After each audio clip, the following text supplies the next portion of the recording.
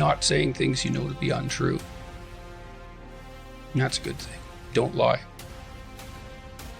That's good. Be grateful. And then try to work for the best in yourself and other people. And maybe even broader than that. Try to work for the best despite your cynicism and resentment. I suppose that's a form of gratitude as well. That's what love means fundamentally, is working for the best of things. And that's it's a goal. I mean, what's the alternative? Hate? And that's not going to make things better. It's going to make things worse. Oh, generally speaking. So something like truth nested inside of love. Then there's gratitude lurking around the edges. Beauty is important. More art, right? Yeah, well, more beauty, period. Everywhere. That would be nice. It's kind of intimidating, beauty. What do you mean? What do you mean by that? Well, because it's an ideal. It judges you. This is something that's quite interesting. Every ideal is a judge. Right? Because by you nature. fall short of it. Yeah, but it's an interesting problem that you need an ideal to work towards, but the consequence of that is that you're judged by it. That's fascinating, because we always want the ideal, right? Yeah, well, I recommend it to people that they try to reward themselves for improving over who they were yesterday, rather than punishing themselves for their deviation from the ideal. Look for incremental improvements and let yourself know that you've managed them. Is it important to hold the ideal, but also then keep short-term goals of yes, you definitely against yourself? Yes, definitely. Yeah, you want to break it down into, and you do this with kids too. You want to set someone a task that will stretch them beyond their limit, but not be impossible, right? So that's part of being intelligent and careful within a relationship, because it'd be nice to facilitate success. I mean, maybe it has to be punctuated by failure from time to time, but that's one of the things you do as a therapist, is try to set things up so that people succeed in moving towards their goals. Try to make the tasks small enough so that they're a reasonable probability that they will be completed successfully. There's a New Testament idea that you should turn the other cheek, and that's a very tough one to contend with, because it's not easy to separate out that from the appearance of weakness, let's say, because you want to be able to stand up and defend yourself. Obviously, there's no credibility unless you're capable of doing that. You have no credibility unless you're capable of doing that. In the interview that you're referring to, I attempted to use minimal necessary force, and all I was doing was deflecting accusations that, as far as I was concerned, had nothing to do with me. And the reason that was successful was exactly because there was no obliteration. It was just stepping back, say, well, that's not accurate the way that you're formulating that. And what happened was that she had to show her hand, and it was her showing her hand that produced the consequences that were associated with that video, which I think has been viewed, the video itself, about 11 million times, in the various clips and cuts, probably 50 million by now. But because I didn't use force or any more than was necessary, and she had to keep stepping forward with her accusations and her ideology, and she just laid it out completely so that everyone could see it.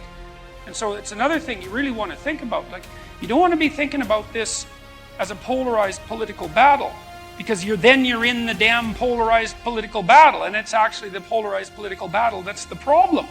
Now, now it's not like, as I said already, it's not like you want to be a pushover. But you step away from that, and you work on yourself so that you're an increasingly powerful person. But one of the ways that you do that is that you learn to use minimal necessary force.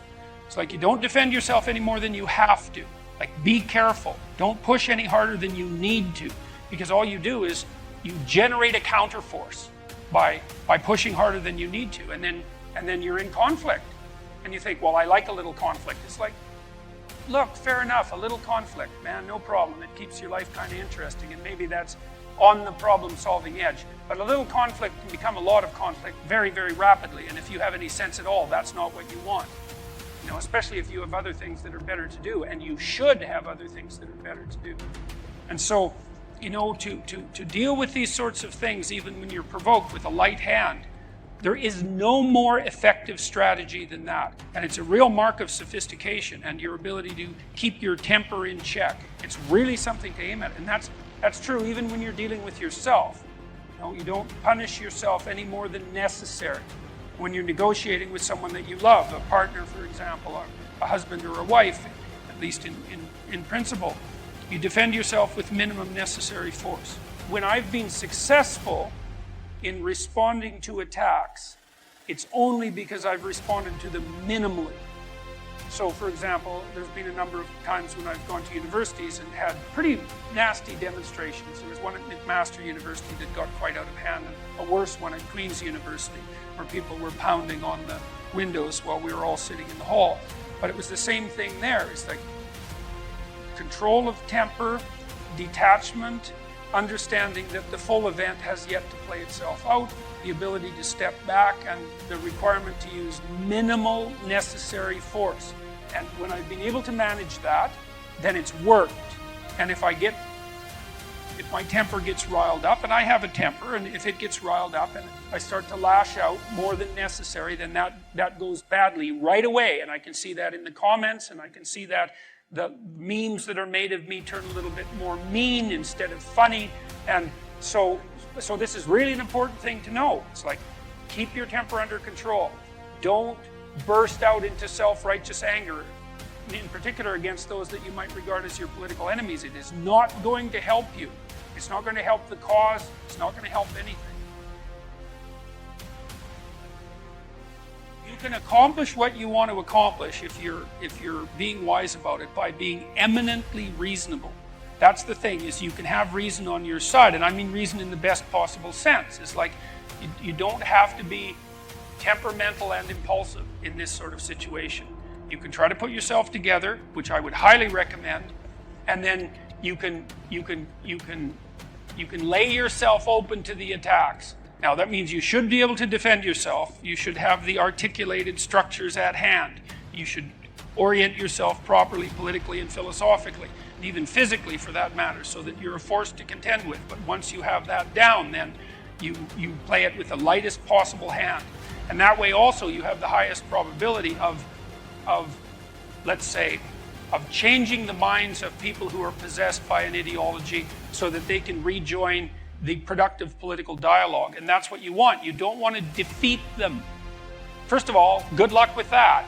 It's like, well, you got to live with them. You can't defeat people that you live with, because there they are the next day.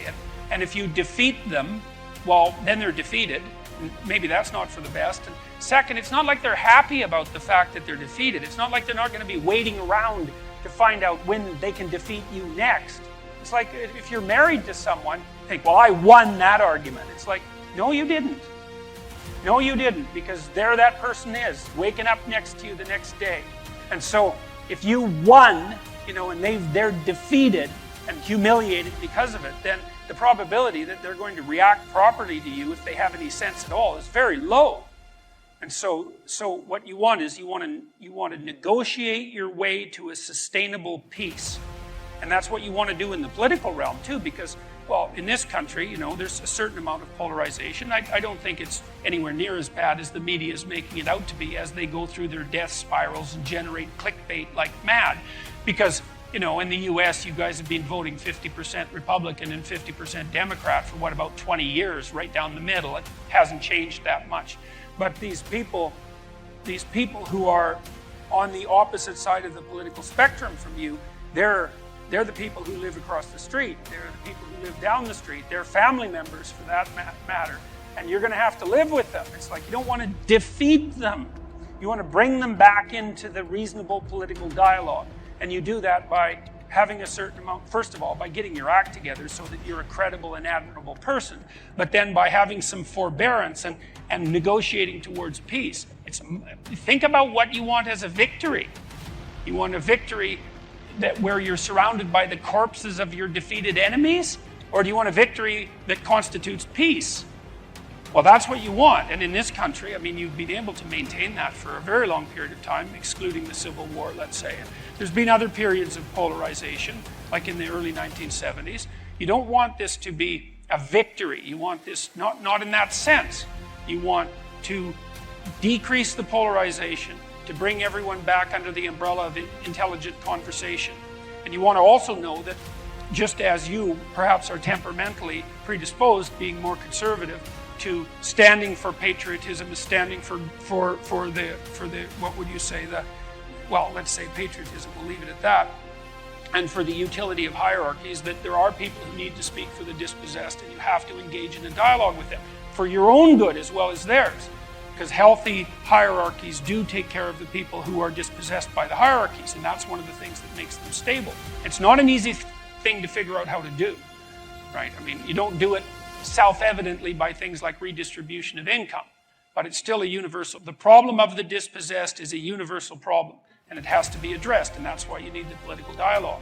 So no victory, peace is the goal, not victory.